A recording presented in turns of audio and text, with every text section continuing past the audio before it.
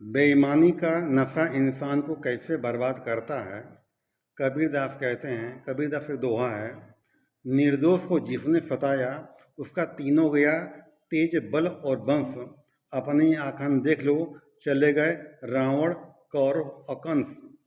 रावण कुछ लोग महान समझते हैं, लेकिन रावण महामूर्ख था। वो है, उसने लाख प्रयास किया कि जो है भगवान राम के शत्रुता करने के लिए, उनको मारने के लिए, लेकिन सफल नहीं हो पाया। कंस ने लाख प्रयास किया भगवान कृष्ण को मारने के लिए, वो सफल नहीं हो पाया। दुर्योधन ने लाख प्रयास किया पांडवों को सफाया करने के लिए, लेकिन वो कामयाब नहीं हो पाया। जो मूर्ख इंसान होता है ना, उसकी बुद्धि भ्रष्ट हो जाती है। कहते हैं ना, विनाश काले विपरीत बुद्धि। जब इंसान का विनाश होने वाला होता है तो वह बुद्धि उसकी भ्रष्ट हो जाती है। न करने वाला काम करता है, न बोलने वाली भाषा बोलता है, और अपना जीवन नाश कर डालता है। कबीरदास कहते हैं, सुई के बिना कपड़ा सिला है न सिलेगा, ऐसे ही बेईमानी का पैसा न कभी फला है न कभी फलेगा। जो लोग बेईमानी करते हैं, बेईमानी पैसा कमाते हैं, रिश्वत लेते हैं, चोरी करते हैं, डाका डालते हैं, दूसरों को दुख देते हैं, ज़रा उनका घर जाकर देखो, उनका पूरा घर परेशान रहता है, बीमार रहता है, कई कई मुकदमे चल रहे होते हैं, पूरा घर परेशान रहता है। क्योंकि बेईमानी जो पैसा आ रहा है वही सब खा रहे हैं, उसी का आटा दाल चावल सब खा रहे हैं, वो जाएगा कहाँ।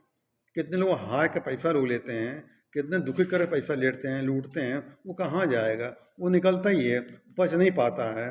जो इंसान ईमानदार होता है वह रात में सुकून से सोता है, लेकिन जो बेईमान होता है उनकी नींद उड़ी रहती है, दवा खा कर लोग को सोते हैं।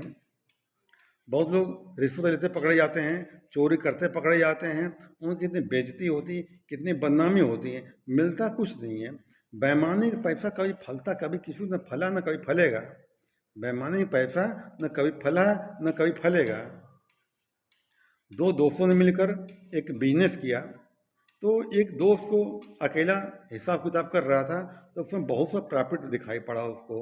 फिर उसको याद आया कि मेरा दोस्त तो आधा बटा देगा, पार्टनरशिप में दोनों बिजनेस डाला था, तो उसको याद आया कि आधा पैसा को देना पड़ेगा।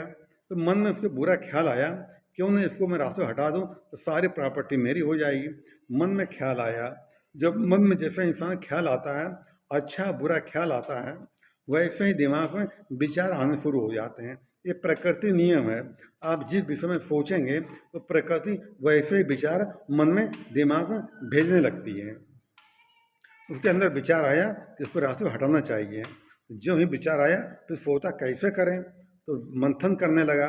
जब इंसान मंथन कोई करता है, कोई ना कोई हल निकलता है। वो अच्छा कर्म हो चाहे बुरा कर्म हो, ये प्रकृति नियम है। जब किसी मथोगे वो निकलता है, दही को मथो मक्खन निकलेगा, मक्खन में घी निकलेगा, जरूर निकलता है। तो जो आदमी बुरे विचार सोचता है, वैसे बुरे विचार उसके भीतर आने लगते हैं। वो सोचता है मैं कैसे इसको रास्ते हटाऊँ मैं। तो उसकी सेक्रेटरी थी, उसने सेक्रेटरी को पटाया। उसने कहा तुमको इतना रुपया देंगे, तुम 2 कप चाय बनाना, इसके चाय में जहर मिला देना, ये मर जाएगा, तुमको इतना रुपया मैं दूंगा। जो सेक्रेटरी थी उसका नाम लालच आ गया। उसने कहा ठीक है। तो ऑफिस में बुलाया उसने हिसाब किताब करने के लिए। दोस्त बैठा था, सेक्रेटरी ने 2 चाय बनाने कहा, उसने 2 चाय ले आई, उसके वाले चाय में जहर मिला दिया। उसने चाय पिया, अब पीते ही उसको जो है दिक्कत महसूस हुई, वो तड़प के मर गया वहीं पर।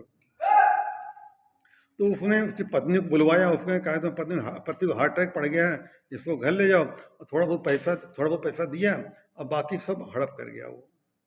इसने बहुत कमाया, बहुत धन कमाया इसने, और बहुत नाम कमाया इसने। लेकिन इसको एक दिक्कत थी, इसकी कोई औलाद नहीं थी इसके। इस बीच क्या होता है, वो सेक्रेटरी जो होती है, सेक्रेटरी की मौत हो जाती है। ये तो पहले मर चुका था ये। वो सेक्रेटरी जो होती है, एक्सीडेंट में उसकी मौत हो जाती है उसकी है। तो इसकी कोई औलाद नहीं थी। जगह जगह मंदिर मस्जिद तीर्थ यात्रा में जगह मत्था टेका, भगवान प्रार्थना की कि हमें एक औलाद दे दें। भगवान कृपा से उसको एक औलाद हुई, उसको हुई। जब उसको औलाद हुई तो बहुत सुंदर लड़का था वो, पढ़ाया लिखा बड़ा किया उसने उसको। तो लड़के की शादी कर दी उसने। जब शादी कर दी उसने, तो शादी बाद लड़का बीमार हो गया इसका, बीमार हो गया, जगह जगह जा दवाई की, कई जिलों में गया, विदेशों में गया, सारा धन खर्चा होने लगा, सारे इसके पैसे फैक्ट्रियाँ बिकने लगी, एकदम तबाही कगार पे आ गया एकदम से वो। तो डॉक्टरों का भैया ये डॉक्टरों का ठीक नहीं हो पाएगा, घर ले जाओ, कुछ दिन का मेहमान केवल ये है। पिता उदास होकर बेचारा ले आया, खटिया पर बच्चे को लिटा दिया, अपना बगल में बैठा वो, और कहता ना जाने कौन सा कर्म किया था, दिन देखना पड़ रहा मेरे को। तो लड़का कहता है, मित्र तुमने उनको पहचाना नहीं? बाप कहता मैं तुम्हारा मित्र नहीं हूँ, तुम्हारा तुम्हारा बाप मैं हूँ। कहता बाप तुम्हारे जो जो मेरे बाप तुम हो ना, मैं वही हूँ जिसको तुमने जहर दे के मारा था। मैं अपना बदला लेने आया था, बदला लेने आया था, बदला ले लिया। तुम्हारा अपना सब कुछ मैं तबाह कर डाला मैंने, जितना मेरा था ब्याज से तो वसूल कर लिया मैं, अब मैं मर के जा रहा हूँ मैं। तो ये कहता है ये गलती मैंने की है, लेकिन तो ये मुझे सज़ा मिली, लेकिन उस बहू के क्या कसूर है? नई नई शादी तुम्हारी हुई थी, तुम मर भी जाओगे, उसके ज़िंदगी क्या हाल होगा? तो उसने कहा उसको पहचाना नहीं आपने, वो आपकी सेक्रेटरी है, जो एक्सीडेंट में मर गई थी, वो बहू बन के आई है, मैं जा रहा हूँ तुम लोग भोगो अपना। यह कहकर उसने प्राण त्याग दिए, वो मर गया बेचारा। अब फिर जिंदगी भर के लिए कमर टूट गई इसकी। दूसरे को दिया हुआ धन, लिया हुआ धन कभी फलता नहीं है, ब्याज से चुकाना पड़ता है, ये प्रकृति का नियम है। धन्यवाद।